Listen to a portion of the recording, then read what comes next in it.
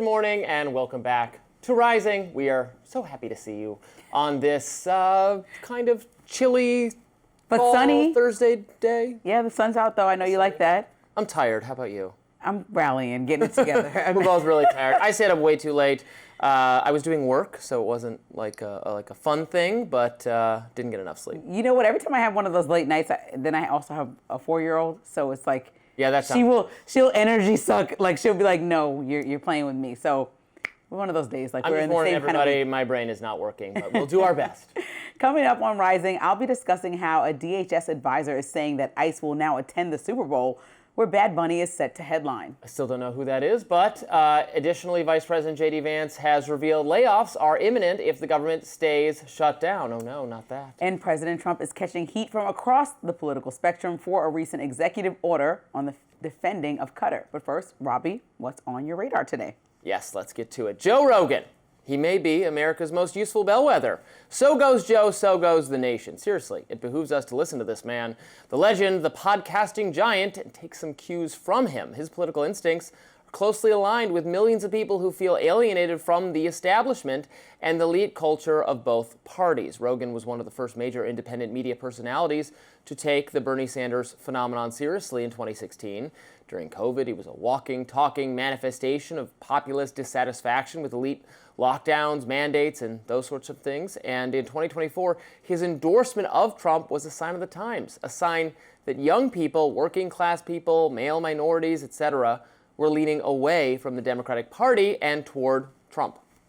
Now, lately, he's expressed disappointment with some of Trump's policies, including mass deportation, not of violent criminals, but of absolutely anyone who's in the country illegally. He's also objected to aspects of our foreign policy, which he believes is too deferential to Israel. My bottom line is this. When Rogan has a take, we should listen, because he's not afraid to disagree with his side. In fact, he doesn't really have a side. So I think it matters that he's absolutely disgusted by the response of many people to the murder of conservative media giant Charlie Kirk. Let's watch.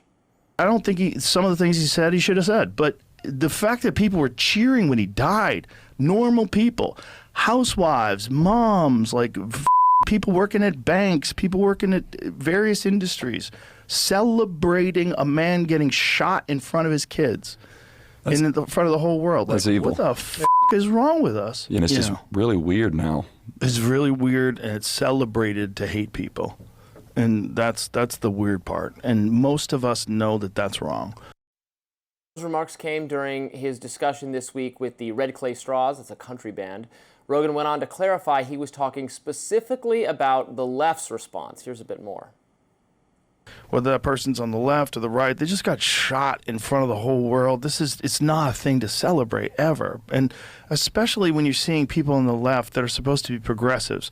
These are supposed to be the kind, compassionate, inclusive people that are celebrating gun violence, public execution. Like, that's insane. That's a public assassination. That's insane. Rogan speaks for a great many people who are just plain gobsmacked by the left's capacity for excusing violence, which was evident this week after the death of Assata Shakur, a well-known leftist radical and convicted cop killer whose poetry was praised by those mourning her passing. Kirk, on the other hand, is not being remembered fondly by the left, which is, of course, their right. But when you have kinder things to say about an actual killer than you do about someone who merely used provocative language, I think that communicates something about your priorities. And guess what? The rest of us are noticing. We are noticing which of our countrymen condemn violence in all its forms, no matter who it targets. We are noticing who is making excuses for it, who would probably applaud it if it happened to us. And that is an ugly thought. So, Lindsay, we used to kind of cover the Joe Rogan show, spectate the Joe Rogan show every day on Rising. Haven't done it in a while. I haven't had any of his clips kind of cross my social media feed, which is usually how I check in with what he's saying. So I thought it was notable that I did see this one of him talking about his reaction to seeing people on the left. His read of the situation is people on the left excusing violence toward Charlie Kirk and how that's affecting him. And you've brought up, and this is true, that he's not on board or in love with everything Trump is doing. So that's maybe push him back toward the Democratic side. But then again, if you have, this is the problem for Democrats, is the widespread perception that normal, ordinary people have with them having a proclivity for violence, the far left. Yeah, and I think what Joe Rogan said is true. I mean, he said, I don't agree with everything Charlie Kirk said, but did you see the way that he was killed? That you should abhor that. And I think that anybody who's been in Democratic leadership over this time, that the unfortunate assassination of Charlie Kirk, has been very vocal about condemning this violence. I think that has to be clear. Even with Ta-Nehisi Coates, who we debated about the other day, he said, I hate to see this happen. That's terrible. So I think that has to be the first and foremost thing coming out of anyone's mouth.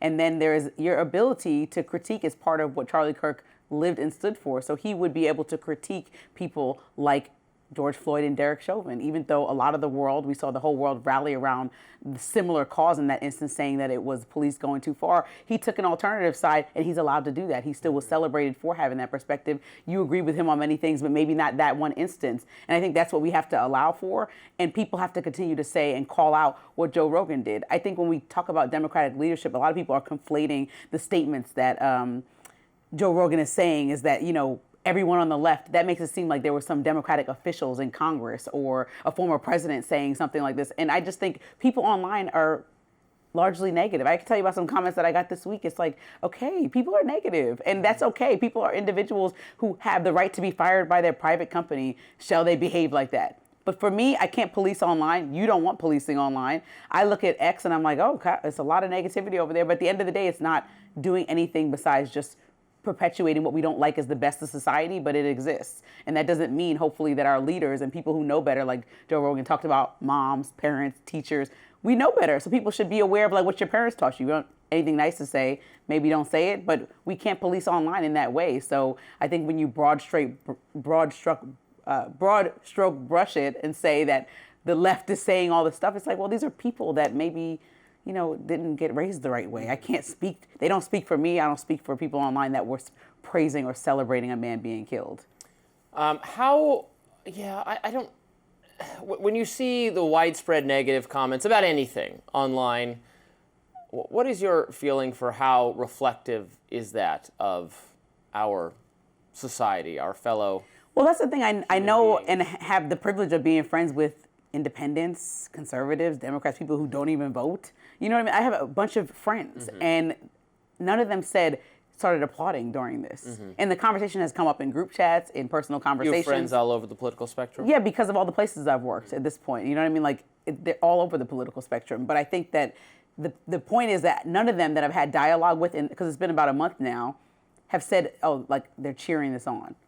At the very most, they said what Ta-Nehisi Coates said, which was very much, I don't agree with this thing that Charlie Kirk said, this thing, and they have the right to say that. I mean, there were people cheering it on. No, there were people, but saying, you asked me if I think you asked me if I think that that's reflective of my real experience in life. I would hope not, and I don't think so. But when I see echo chamber online, I know that that's created these spaces where you think, well, the whole world is thinking this. Like, for example, if I post my response to you about Assata Shakur on my page, the whole world said, brilliant. If you post it on your page, I'm sure all of them will say, terrible. And so that's just how we live in these echo chambers, and I don't think that represents what most people think. I think the truth is somewhere in the middle of the nuance of the conversation. What do you think? I don't think know. We're just that negative? I think social media serves as people's internal monologue, and a lot of people express ideas that they would feel like it's just thoughts, internal thoughts. They don't feel it as something they're saying out loud, even though it is saying something out loud.